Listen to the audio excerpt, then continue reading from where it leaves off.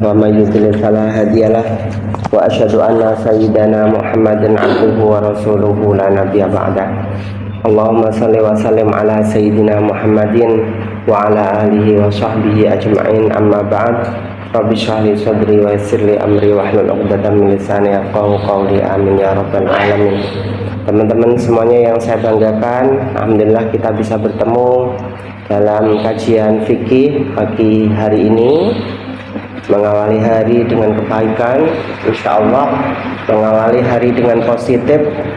Sehari kita insya Allah aura positif itu akan kita dapatkan. Kemudian sebelum kita memulai pagi ini dengan pengajian, mari kita bacakan suratul Fatihah kepada Al-Allamah Syekh Muhammad Al-Qasim Al-Ghazi Al-Musamma bil Imam Al-Allamah Ahmad bin Husain Asy-Syahid bi Abi Suja wa farallahu dzunubahum wa wasi'akum wa dakhil jannata maswahum. Al-Fatihah. A'udzu billahi minasyaitonir rajim. Bismillahirrahmanirrahim. Alhamdulillahirabbil alamin arrahmanir rahim maliki yaumiddin. Iyyaka na'budu wa iyyaka nasta'in. Ihdinas siratal mustaqim siratal ladzina an'amta 'alaihim ghairil maghdubi 'alaihim waladdallin. Amin. Teman-teman semuanya udah sampai mana kemarin ya? Wal mar'atu tukhalifu itu. Bismillahirrahmanirrahim. Faslon, pembahasan lagi. Wal mar'atu, dan perempuan.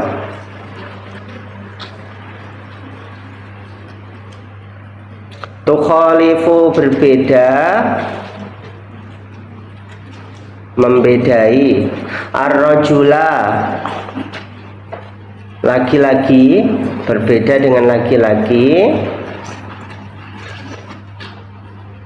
Perempuan berbeda dari laki-laki fi khamsati asya. Fi khamsati asya, dalam 5 hal, 5 perkara.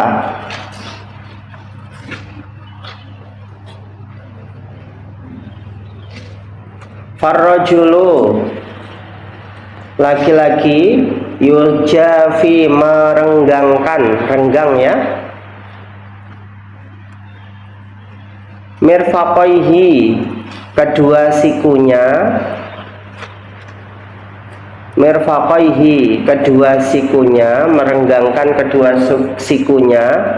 Anjambaihi, dari kedua lambungnya, dari lambungnya.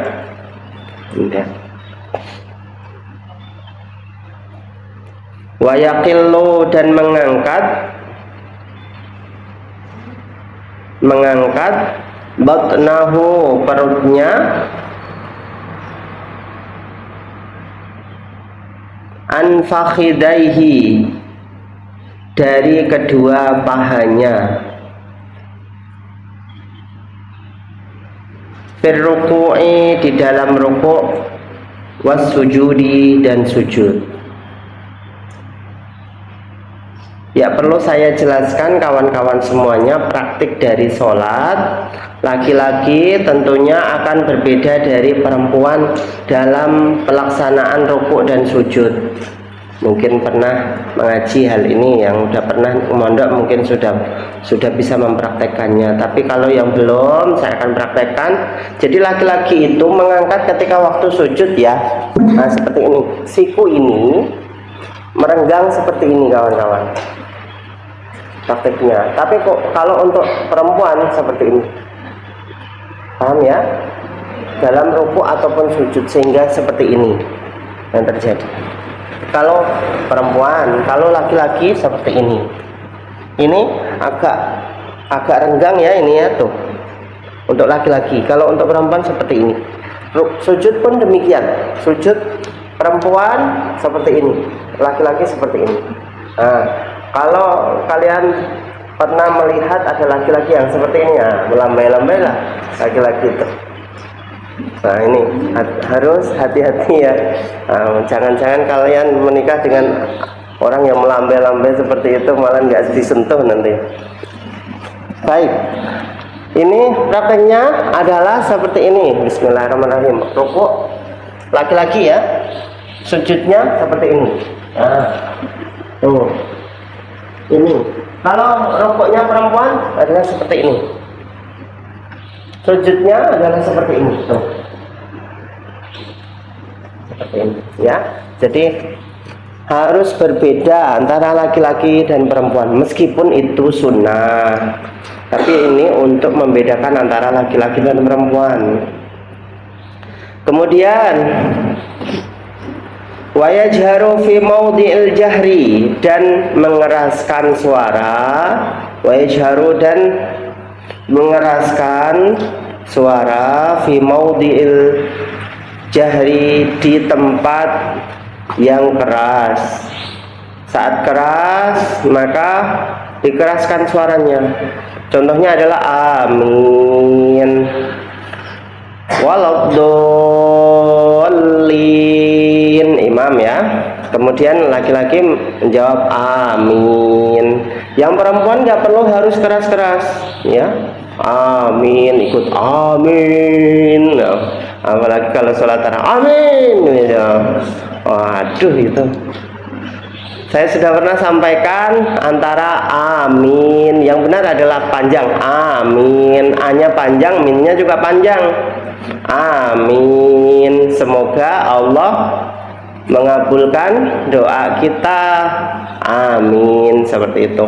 Istajib doa ana, itu adalah isim fi'il amar ya.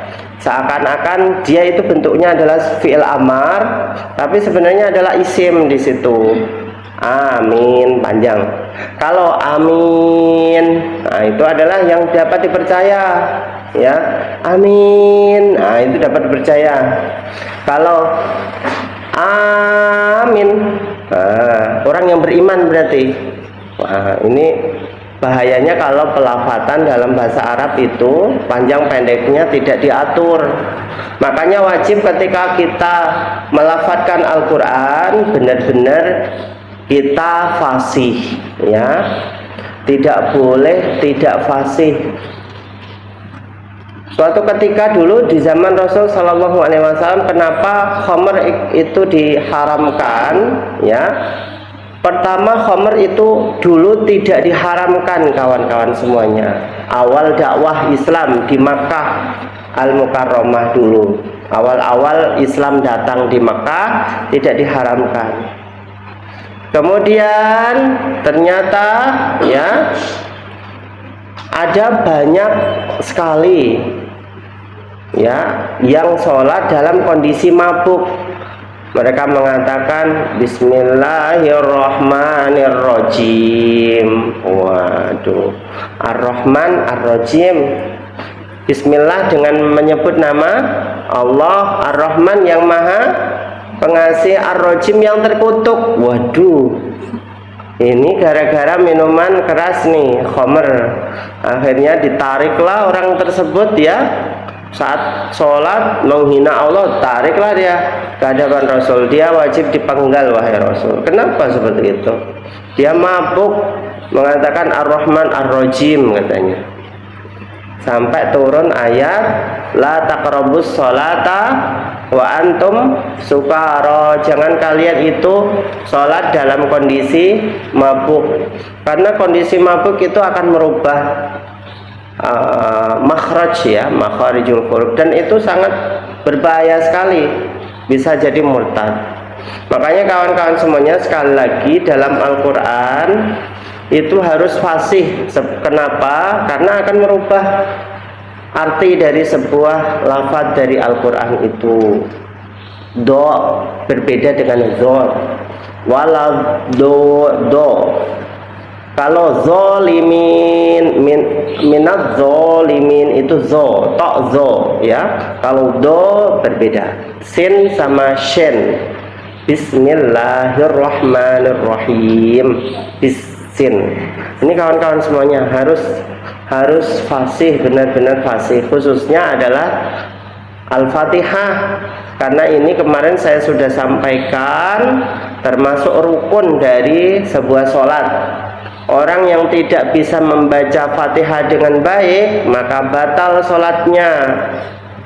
Rukun dalam sholat itu qauli hanya ada kemarin dua ya, yaitu Fatihah serta tasyahud akhir at-tahiyat itu loh teman-teman, itu saja. Selain itu kita silent itu nggak masalah ya, tidak batal sholat kita. Tapi masa kemudian sholat melafadzkan ruku sujud tidak, kan ya aneh sekali.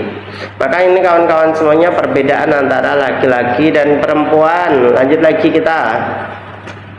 Wa idza nabahu syai'un fis sholati, wa idza nabahu, jika mengingatkan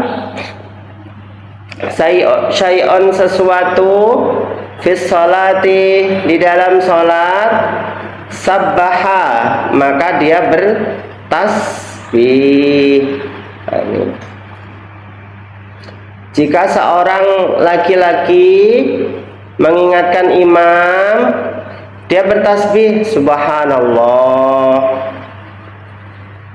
Kemudian kalau untuk perempuan cukup dengan tepuk jari 1 kali saja, jangan banyak-banyak, cuma segini gini ya, tepuknya itu seperti ini ya, tuh, jangan gini, apalagi gini tambahan pula ya kan, itu batal itu. Nah seperti ini. Nah, ini malahan cheerleader itu ya, semangat seperti itu. Baik, ini untuk laki-laki bertasbih. Wa auratur rajuli, dan aurat seorang laki-laki, ma baina suratihi wa rukbatihi, antara pusar sampai ke lutut, pusar sampai ke lutut laki-laki, meskipun di sholat. Kalau andaikan misalkan habis main bola, dia nggak punya pakaian lagi kecuali pakaian itu ya, dan celananya sudah sampai ke lutut, nah cukuplah untuk laki-laki ya, tapi tidak sopan seperti itu. Apalagi kalau misalkan laki-laki ke masjid kemudian pakai baju parpol ya, coblos nomor 2 ya. Ini bisa mengganggu kekhusyukan dari sholat orang lain yang ada di belakangnya. Nah, melihat kemudian dia menengok, membacanya pula ya, maka ini lanjutkan ya, seperti itu.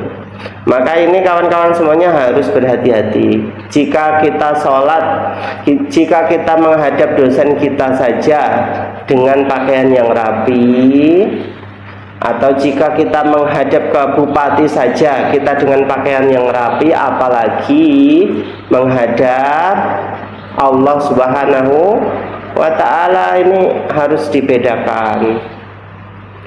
Kemudian lanjut lagi, wal mar'atu tadummu ba'daha ila ba'din, dan perempuan mengumpulkan ba'daha sebagiannya, ila ba'din dari sebagian yang lain. Tadi di dalam rukuk dan sujud ya,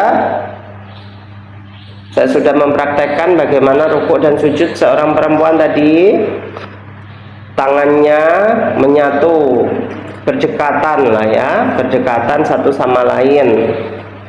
Kemudian watakhfadu sautaha, dan memelankan suaranya, amin. Nah seperti itu,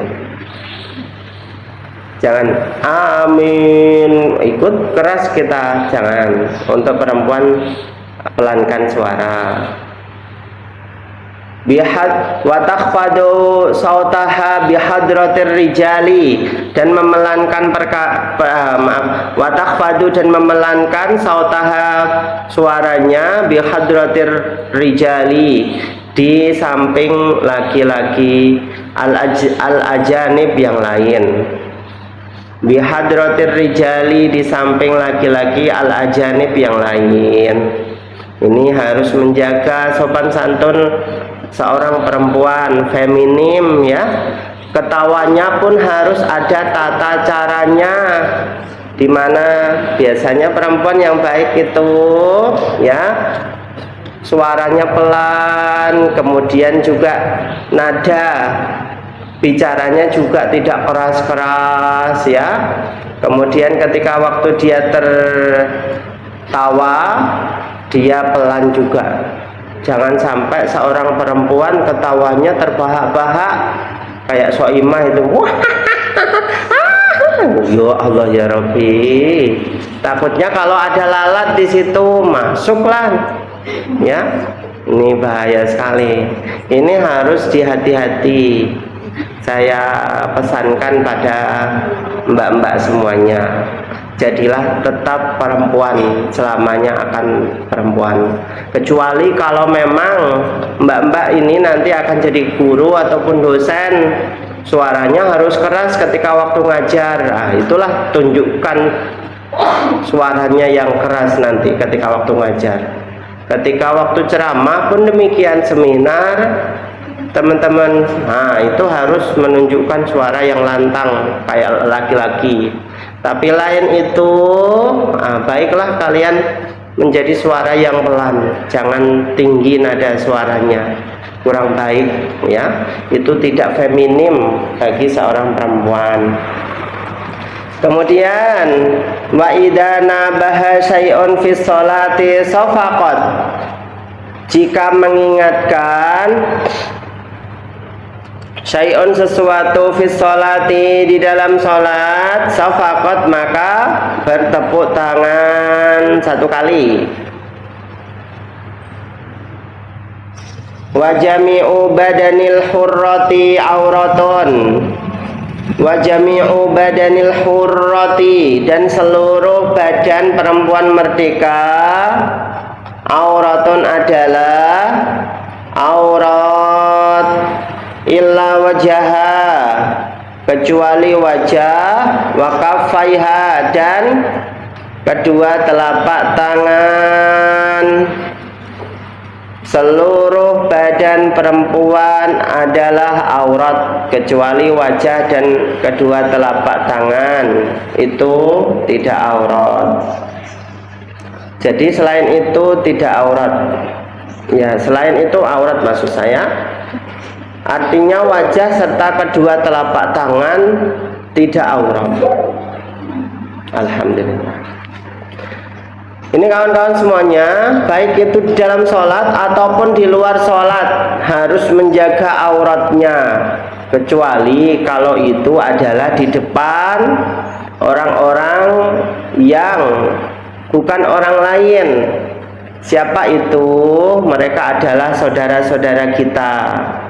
Siapa mereka? Hurrimat alaikumul hurrimat alaikum ummahatukum wa banatukum wa akhwatukum wa banatul akhi wa banatul ukhti wa ummahatukum minar rodo'ah. Itu adalah saudara-saudara kita. Diharamkan kalian ibu-ibu kalian sampai nenek, sak menduwur, buyut dan lain sebagainya, itu adalah ibu-ibu kita. Kemudian anak-anak perempuan, saudara perempuan, ya, ini adalah orang, bukan orang lain ya, keponakan, orang yang pernah menyusui kita ketika waktu kecil, itu adalah bukan orang lain. Artinya kalau kita di samping mereka atau suami mereka, maka itu bukanlah orang lain, itu paman-paman kita, itu tante-tante kita, itu bukan orang lain. Anak tante, anak pak lek, bule, bude itu gimana? Itu orang lain yang mana teman-teman bisa menikah dengan dia. Ya, anak dulur itu loh kawan-kawan. Kalau ponakan haram menikah. Tapi kalau anak dulur itu adalah orang lain sudah. Maka boleh menikah kalian dengan anak dulur. Sampai di sini paham ya? Meskipun itu sangat dekat, kurang baik sebenarnya dalam pernikahan. Kalau ada apa-apa, retak hubungan rumah tangga, retaklah hubungan keluarga, bahaya sekali itu. Lebih baik jangan ya. Atau orang yang pernah menyusui kalian ketika waktu kecil, itu adalah ibu susu teman-teman semuanya. Ketika waktu kecil ya, ibunya kerja, dititipkanlah kalian ke rumah tetangga. Kemudian saat besar tiba-tiba kalian mencintai anak laki-lakinya, nah itu adalah saudara kalian, satu susuan, nggak boleh menikah dengannya. Sampai di sini paham ya kawan-kawan ya? Jangan sampai terjadi pernikahan seperti itu. Maka ditanyakan betul, Ibu, dulu ketika waktu aku kecil di umur 1-2 tahun, aku pernah dititipkan di mana? Itu aku pernah menitipkan engkau ke rumah tangga sebelah. Tanyalah keluarga sebelah ya, tangga sebelah. Mak, aku pernah engkau susui, Mak, ketika waktu kecil. Pernah berapa kali? 3 kali sampai 5 kali. Setiap kali kamu nangis aku susuin. Ini menjadi ibu susu kita. Tidak boleh kita menikah dengannya. Ini kawan-kawan semuanya. Dan itu adalah bukan orang lain, di mana aurat kita boleh kita buka di hadapannya. Sampai di sini paham ya kawan-kawan ya? Aurat itu artinya adalah sini dada ke atas ya, itu aurat ya. Ini selain telapak tangan tadi kan di dalam sholat, ketika waktu di luar sholat, andaikan misalkan dia itu adalah saudara kita, boleh kita membuka kerudung di hadapannya. Kalau orang lain, maka wajib kita menutup seluruh anggota tubuh kita kecuali wajah dan telapak tangan. Di dalam pelaksanaan sholat di Mesir itu dan di Arab secara umumnya kawan-kawan semuanya, karena perempuan Arab itu sudah memakai pakaian yang syar'i, maka mereka tidak membutuhkan yang namanya mukena. Mukena itu hanya di Asia Tenggara, rata-rata seperti itu. Kalau di Arab mana ada mukena? Kalian tanya mukena, nggak ada di situ.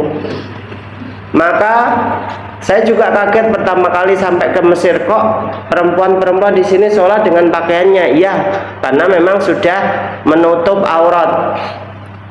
Ya, ini kawan-kawan semuanya, kalau memang kalian mau sholat seperti itu, maka yang harus kalian persiapkan adalah telapak kaki. Kaki ini sudah harus ada kaos kakinya. Kemudian di tangan itu harus ada apa ini namanya? Yang menutupi ini loh teman-teman. Yang apa sih yang bisa ditarik itu loh, apa sih? Handson. Apa ya Mbak? Handson. Handson. Handshot. Masya Allah. Sadat itu. Ya handshot itulah ya teman-teman. Putri bisa memakainya sehingga nggak perlu harus kalian memakai mukena lagi. Dimanapun pakailah itu. Karena pakaian kita ini mbak-mbak, otomatis meskipun ini tertutup, ketika waktu seperti ini tertutup ya, tapi ketika kalian ruku ini pasti akan terbuka tuh. Ini aurat ini, sehingga harus memakai handshot tadi ya. Kalau memakai handshot otomatis tidak terbuka ketika kita ruku ataupun sujud. Coba tuh, tidak akan terbuka dia karena ada handshotnya di situ. Maka ini harus bisa dimiliki lah. Saya kira teman-teman putri sudah tahu semuanya. Kemudian kaos kaki juga demikian, karena ini adalah sebagian aurat kita ya. Andaikan misalkan bepergian kemana, jangan membuka kakinya kecuali kalau memang benar-benar urgent ya. Nah, ini saya juga memesankan istri saya juga demikian, belanja kemanapun kaos kaki harus dipakai, meskipun itu pakai sendal. Sekarang toh kaos kaki itu ada yang berbentuk jari-jari itu loh ya teman-teman ya, jari-jari kaki itu ya ada ya, sehingga yang jari kaki ibu jarinya itu dibiarkan seperti halnya adanya sehingga bisa jepit sendal ya. Ini bagus, ini bisa produk syar'i ya yang bisa kita pakai nanti. Kemudian berikutnya adalah sama jamil warati ila wajah katanya.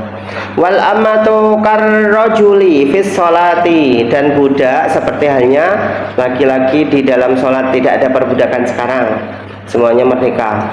Faslon walladzi yabtulu as-sholata ahadu asyara.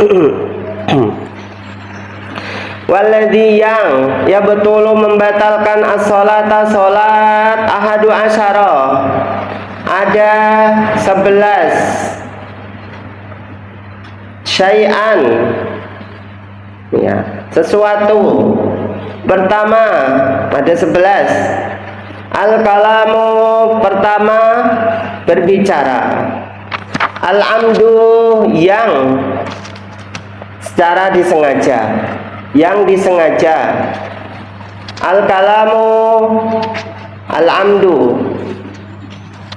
secara disengaja berbicara.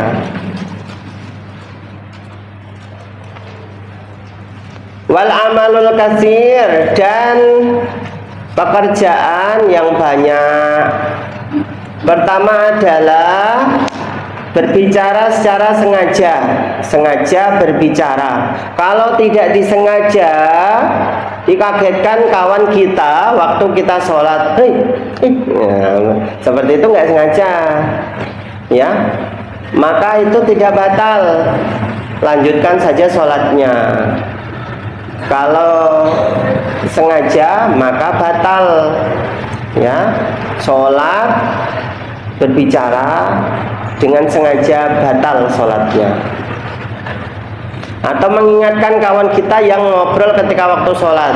Nah, adiknya ada yang ngobrol, Mbak Yunya sholat terus menengah, nah, yang mengingatkan pun batal, ya, ini tidak diperkenankan. Wal amal al kasir, dan pekerjaan yang banyak, lebih dari 3 gerakan yang disengaja itu membatalkan sholat, kawan-kawan. Kecuali kalau yang bergerak itu adalah jari-jari kita. Contohnya ketika waktu kita dalam kondisi gatal, yang bergerak adalah jari-jari kita, seperti ini. Yang gatal sebelah sini misalkan, seperti ini yang gerak. Kalau geraknya itu adalah seluruh tangan, maka ini membatalkan menurut imam kita siapa? Syafi'i. Menurut imam yang lain tidak membatalkan. Dalilnya apa? Rasul pernah sholat di rumah sambil membukakan pintu untuk Aisyah. Aisyah melihat. Setelah itu kemudian Rasul sholat lagi. Assalamualaikum, assalamualaikum. Bukalah beliau. Dalam kondisi sholat membuka pintu. Kemudian tidak mempersilahkan, membuka saja, habis itu sholat lagi. Ini berarti boleh, Pak, boleh. Itu dalil imam yang lain. Tapi menurut mazhab Asy-Syafi'i itu adalah sholat bukan sholat fardu. Yang sholat sunnah boleh kita dalam kondisi apapun sholat kita. Bergerak lebih dari 3 kali boleh. Sambil jalan-jalan sholat kita boleh. Ini kawan-kawan semuanya paham ya di sini, ya, sehingga tidak membatalkan sholat kalau memang itu adalah sholat sunnah.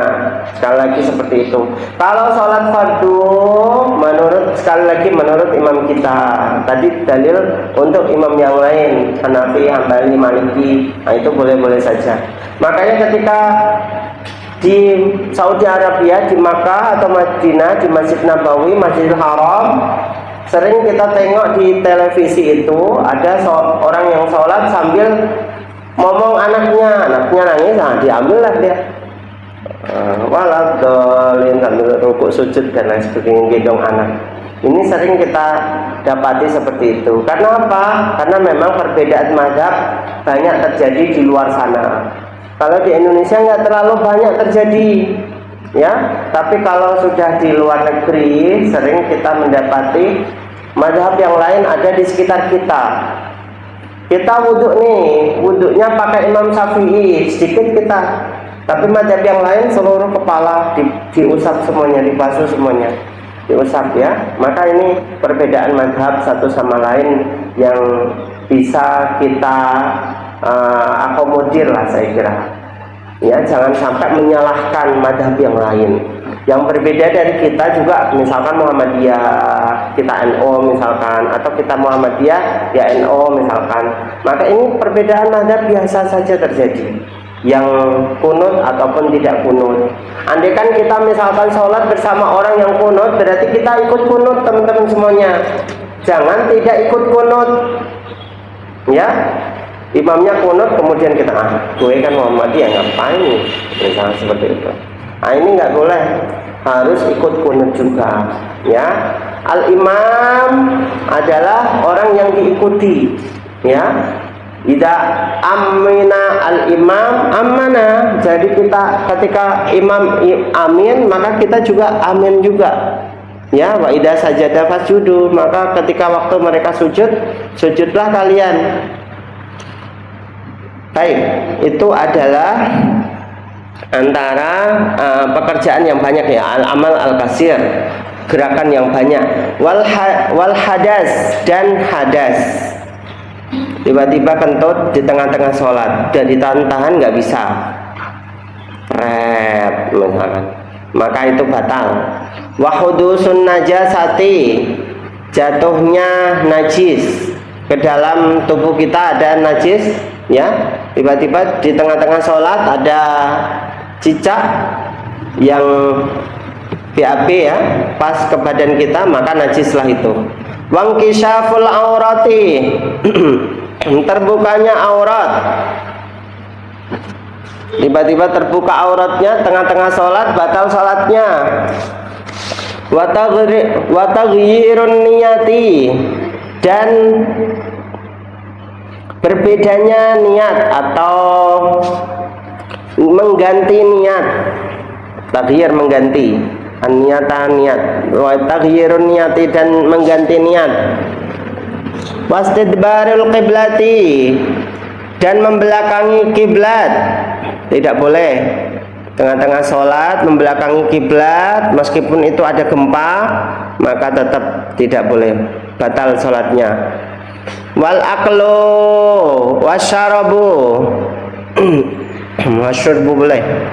Wal aklu, dan makan, wasyurbu, dan minum, makan dan minum tengah-tengah sholat tidak boleh.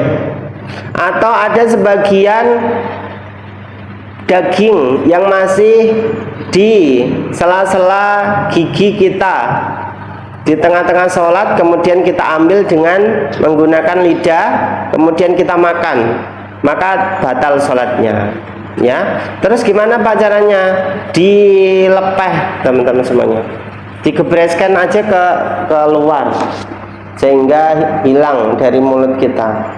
Kalau sampai ketelan, maka batal sholatnya. Harus hati-hati ketika waktu sholat habis makan permen. Nah, sisa-sisa permen ada di mulut kita, biasanya rasanya manis. Nah, kalau masih ada rasa manis itu bahaya sekali, ya. Ketelan liur kita kemudian sampai ke tenggorokan, maka batal sholatnya. Harus hati-hati. Sehingga sunnah seorang mau sholat harus siwakan, gosok gigi, ya, gosok gigi. Zaman dahulu siwakan, sehingga sela-sela gigi yang masih nempel, ya, ada makanan-makanan sisa, maka semuanya akan bersih, sehingga ketika menghadap Allah kita dalam kondisi baik, tidak menelan sesuatu. Faslon, pembahasan lagi, warokaatul faraid, dan rokaat fardu. Rokaat sholat fardu, sab'atu asyara, ada 17 rokaatan, rokaat. Fiha, ada 17 rokaat dalam sehari semalam. Wajibnya itu arba'at, fiha, di dalamnya arba'u wasalasuna sajdatan, 34 sajdatan sujud. Wa arba'u wa tis'una takbiratan, tis'ah 9, tis'un berarti 90, arba'ah 4, ya, 94 takbiran. wa tis'u tasyahhudatin, dan 9 tasyahud tahiyat, wa asyru taslimatin, dan 10 salaman. Nggak perlu harus saya jelaskan, ini gampang ini.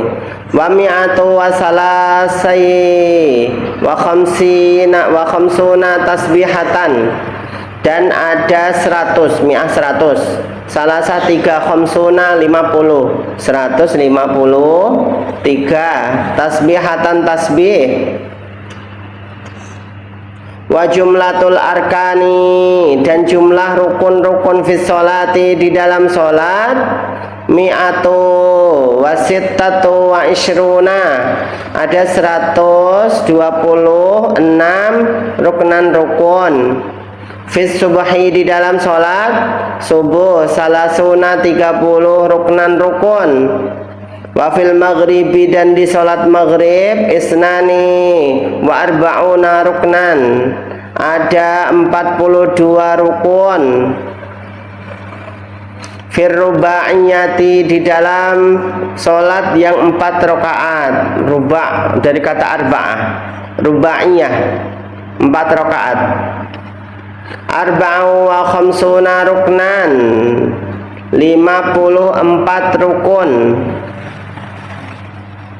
Waman, dan seorang, ajaza, tidak mampu, anil qiyami, dari berdiri, fil faridoh, dalam sholat fardu, shalla jalisan, maka sholat dalam kondisi duduk.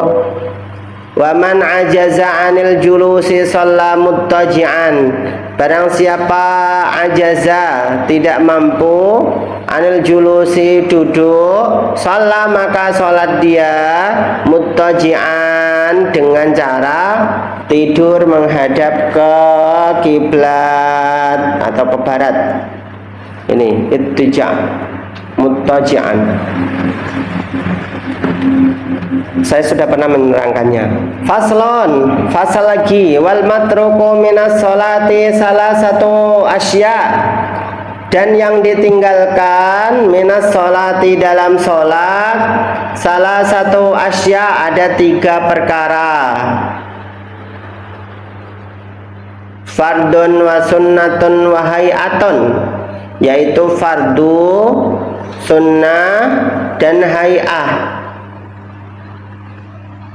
Kalau meninggalkan fardu, nah inilah fal fardu la yanubu anhu sujudus sahwi, dan fardu, fal fardu, meninggalkan fardu, la yanubu, tidak dapat diganti, naba yanubu, mengganti, la yanubu, tidak boleh diganti, anhu, fardu, dari fardu tersebut, sujudus sahwi, sujud sahwi. Fardu, kita meninggalkan bacaan suratul Fatihah, batal sholat kita. Kita meninggalkan i'tidal, tumakninah di dalam sholat, ya, jeda sebentar saja di dalam sholat, maka batal sholatnya. Tidak boleh diganti dengan sujud sahwi. Yang diganti sujud sahwi itu adalah yang sunnah. Bal indakarahu wa zamanu qaribun atabihi, bal, bahkan, indakarahu, jika mengingatnya, wa zamanu, dan masanya, qaribun, dekat, ata, maka mendatangi, bihi, fardu tersebut. Bal, bahkan, indakarahu, jika mengingatnya, mengingat yang dilupakan tadi, wa zamanu, dan masanya, qaribun, dekat, ata, maka mendatangi, bihi, pada fardu yang ditinggalkan. Ya, ini wajib langsung, tidak boleh diganti dengan apapun fardu itu. Sudah? Wabana alaihi, dan membangun pada fardu tersebut. Wasajada lisahwi, dan sujud sahwi karena lupa tadi, maka kemudian sujud sahwi. Wasunnatu, dan sunnah la ya'udu ilaiha ba'da talabbusi fil fardi, la ya'udu, tidak usah kembali, ada ya'udu kembali, ilaiha kepada sunnah, kembalinya pada sunnah, ba'da talabbusi fil fardi, setelah masuk pada fardu, ba'da talabbusi bil fardi, setelah masuk pada fardu, walakinnahu yasjudu lisahwi, tetapi dia sujud sahwi, anha, darinya.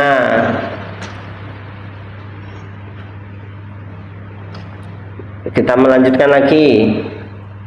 Wal hay'atu, dan sunnah hay'ah, la ya'udu, tidak perlu kembali, ilaiha, pada sunnah hay'ah,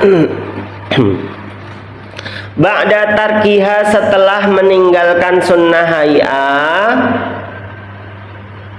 wala yasjudu, dan tidak perlu sujud, lisahwi, untuk lupa, sahwi, sujud sahwi, anha, dari sunnah hay'ah. Ini perlu saya sampaikan, fardu itu tidak boleh ditinggalkan, kawan-kawan. Fardu, sholat fardu ya, ataupun sholat sunnah dalam fardu tidak boleh ditinggalkan. Fardu saya sudah sampaikan beberapa minggu yang lalu, diantaranya adalah suratul Fatihah, itu merupakan fardu yang tidak boleh ditinggal. Kemudian tahiyat akhir merupakan fardu di dalam sholat yang tidak boleh kita tinggal selamanya. Lupa dia melafadzkan surat Al-Fatihah atau membaca surat Al-Fatihah, maka langsung wajib melafalkan surat Al-Fatihah jika memang dia ingat langsung. Andaikan dia adalah seorang makmum, masbuk pula, dia tertinggal dari imam, boleh nggak Pak meninggalkan surat Fatihah karena mengejar ketertinggalan kepada imam? Boleh. Imam nih sudah surat pendek, kebetulan yang dibaca itu adalah ayat-ayat yang pendek, surat-surat yang pendek, misalkan wal asri innal insana lafi khusr illal ladzina amanu, baru sampai illal ladzina amanu, ada orang yang makmum yang datang kemudian langsung Allahu Akbar, seperti itu, langsung dia mau membaca suratul Fatihah, kemudian imam tiba-tiba sudah ruku, Allahu Akbar, maka nggak perlu harus suratul Fatihah, dia langsung ikut imam saja. Ini adalah makmum apa tadi teman-teman? Masbuk. Makmum masbuk itu adalah makmum yang tertinggal dari imamnya, langsung saja mengikuti imam tanpa harus membaca suratul Fatihah, karena nanti sudah ditanggung oleh imam. Kecuali kita sudah dari tadi nih mengikuti imam, dari sejak imam membaca suratul Fatihah, tiba-tiba pikiran kita kemana-mana, mikir apalah, sampai akhirnya imam benar-benar sudah mau rukuk, kita tertinggal. Nah, ini disengaja untuk meninggalkan suratul Fatihah, padahal ini adalah rukun. Maka wajib dia langsung menggantinya tanpa mengikuti imam dulu. Bismillahirrahmanirrahim, amin, baru mengikuti imam. Allahu Akbar, sami Allahu liman hamidah. Seperti itu.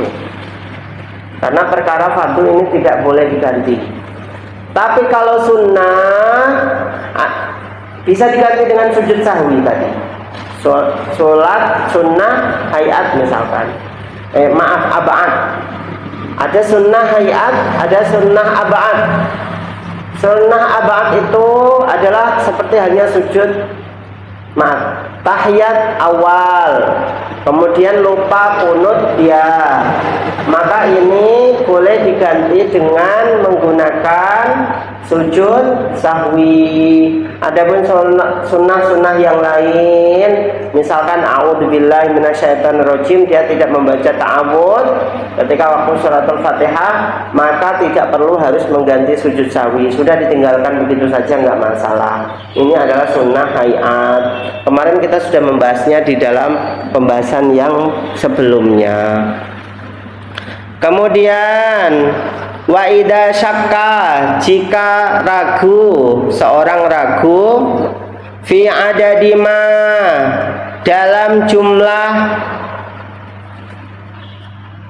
perkara, atabihi, maka dia mendatanginya, minar rokaati, dari rokaat, bana, yang dibangun, alal yakini, dengan keyakinan. Wa idza syakka, jika ragu seorang fi adadi ma, dalam bilangan atau jumlah, atabihi, mendatangi dia, minar rokaati, dari rokaat, bana, yang dibangun, alal yakini, yakin, di atas keyakinan. Wa huwal aqallu, yaitu lebih sedikit. Wa sajada lisahwi, dan sujud dia untuk lupanya.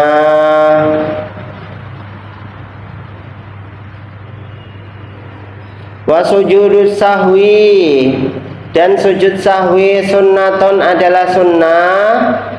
Wa mahalluhu, dan tempatnya qablas salami, sebelum salam. Ini kawan-kawan, letak dari sujud sahwi adalah sebelum salam. Lupa dia, apakah sholat maghrib itu sholat yang dikerjakannya sudah 3 rakaat ataukah 2 rakaat. Jika lupa, maka kembalikan kepada yakin, yang yakin. Al-maskuku yurja'u ilal asli, ini kaidah fikihnya. Al-maskuku, yang diragui, yurja'u, maka kembalikan, ilal asli, kepada yang asal. Antara 2 dan 3, ya, dia lupa, dia ragu antara 2 dan 3. 2 dan 3, sudah 2 ataukah 3 ya? Kok saya sudah tahiyat ini, padahal sholat maghrib, ya, tahiyat pertama di rakaat yang kedua, rakaat ketiga juga ada tahiyat, dia lupa antara 2 ataupun 3. Berarti kembalikan kepada asli. Yang asli itu 2 atau 3? Yang yakin itu 2 atau 3? Kalau 2 pas, kalau 2, ya, kalau 3, ya, maka 3-nya belum yakin. Kalau 2 pasti yakin, antara 2 dan 3, yang yakin adalah 2. Maka 2 lah dia yang harus dipilih, tidak boleh 3. Sampai di sini paham ya teman-teman semuanya ya? Antara saya sudah batal ataukah tidak batal ya, berarti saya belum batal. Saya tadi wudhu, kemudian saya sudah batal atau belum ya, berarti belum. Saya sudah wudhu atau belum ya, berarti belum. Sampai di sini paham ya kawan-kawan ya? Halo. Ini kok kayaknya nggak semangat ini subuh ini, kenapa ya? Nah ini antara 2 dan 3, yang diyakini yang mana, berarti 2. Antara sudah wudhu atau belum, berarti belum wudhu, ya. Antara sudah batal ataukah belum batal, berarti belum batal. Sudah, itu intinya. Karena dia awalnya sudah wudhu dan dia yakinnya itu masih wudhu dan belum batal, berarti dia belum batal, nggak perlu harus wudhu lagi. Sini letaknya, al-masfuku yurja'u ilal asli. Ini saya kira cukup teman-teman, sudah jam 6 kurang 5 menit. Semoga bermanfaat untuk kita semuanya. Mari Mari kita cukupkan dengan hamdalah bersama. Alhamdulillahirabbil alamin. Karena kita masih aktivitas banyak sekali hari ini sampai sore ya. Terima kasih. Wassalamualaikum warahmatullahi wabarakatuh. Alhamdulillahirabbil alamin.